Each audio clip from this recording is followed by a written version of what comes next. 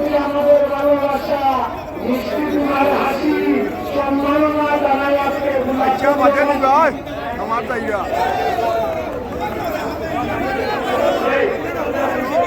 নির্বাচনে গোলাপগঞ্জের শ্রেষ্ঠ সভার সম্মানিত সভাপতি এবং আছেন আমাদের বেড়িবাজার উপজেলা চেয়ারম্যান পল্লব সহ এই এলাকাদের পরিচিত আমাদের অত্যন্ত স্নেহের ছোট ভাই বারবার নির্বাচিত জাকারিয়া আহমেদ পাবলু এবং আমাদের এই উপজেলার নির্বাচনে আমাদের পরিচালনা কমিটির সম্মানিত আহ্বায়ক আমাদের সভাপতি শরফ ভাই, সাবেক দুইবারের চেয়ারম্যান সহ আমাদের ভাই সহ আমাদের স্নেহের ছোট ভাই ইমরুল, উজ্জ্বল সবাইকে এবং এলাকার মুরব্বীরা সবার প্রতি আমি সালাম এবং হিন্দু ভাইদের প্রতি আদাব জানাচ্ছি। প্রথমেই সবাইকে অত্যন্ত শ্রদ্ধা জানাচ্ছি।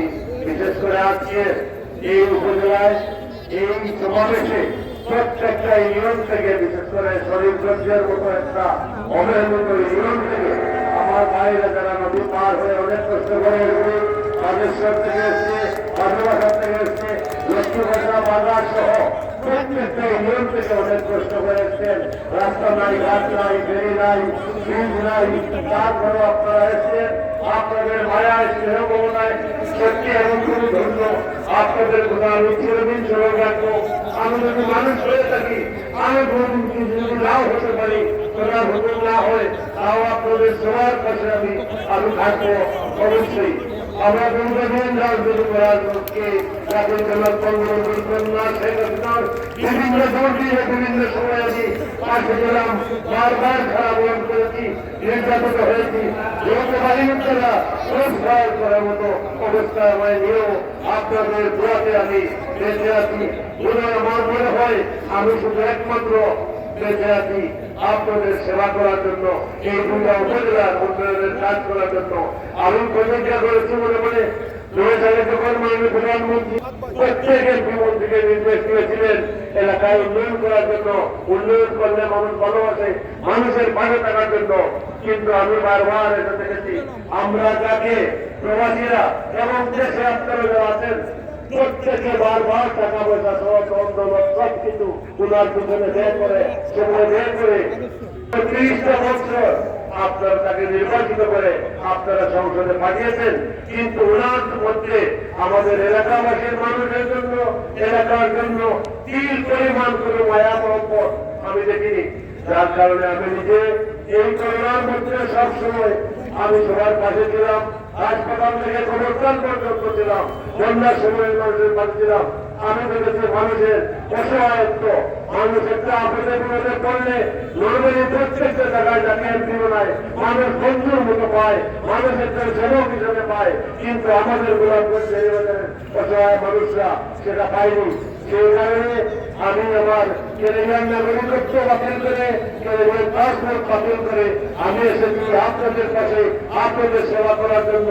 এই গোলাপগঞ্জ বেনিবাজারের রাস্তাঘাট সহ 5টা ব্রিজ আমাদের প্রয়োজন। শরীরগঞ্জ থেকে নুরগঞ্জ, গোলাপগঞ্জ থেকে বাগা, শিবপুর সহ বেনিবাজারের এগুলো অত্যন্ত প্রয়োজন। কিন্তু 15টি বছর মাননীয় প্রধানমন্ত্রী প্রত্যেক এমপি থেকে উন্নয়ন করার জন্য প্রত্যেক মাসের বাজারে নির্দেশ দিলেন। বাংলাদেশ হচ্ছে কোথায় গেছে, কোথা বীজের মধ্যে পেট্রোল রয়েছে, আমাদের আকাশে ছেলে গেছে, আমাদের সাগরে সাবধান আছে, আমাদের কর্মভূমি তাদের হয়েছে। কিন্তু মেট্রোরেল হয়েছে, গোলাপগঞ্জ বেনিবাজারের মানুষের ভাগ্যে কিন্তু উন্নয়নের জোয়ার আগে নাই।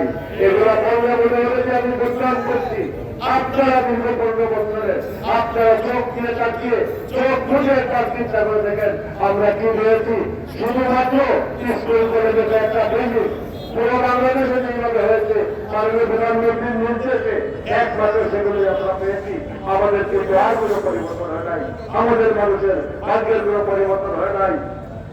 দীর্ঘদিন আমাদের প্রবাসীরা, আমাদের গোলাপগঞ্জ বেনিবাজার কিন্তু প্রবাসীর এলাকা, কিন্তু প্রবাসীরা দেশে যখন আসে ছেলে মেয়ে নিয়ে, কারো মেয়ে বিয়ে দিবে, ছেলে বিয়ে দিবে, কিন্তু এই রাস্তার অবস্থা থেকে এয়ারপোর্ট থেকে বাড়িতে যখন একবার যায় পরে বাচ্চা কাচ্চারা আর নেক্সট টাইম আসতে চায় না।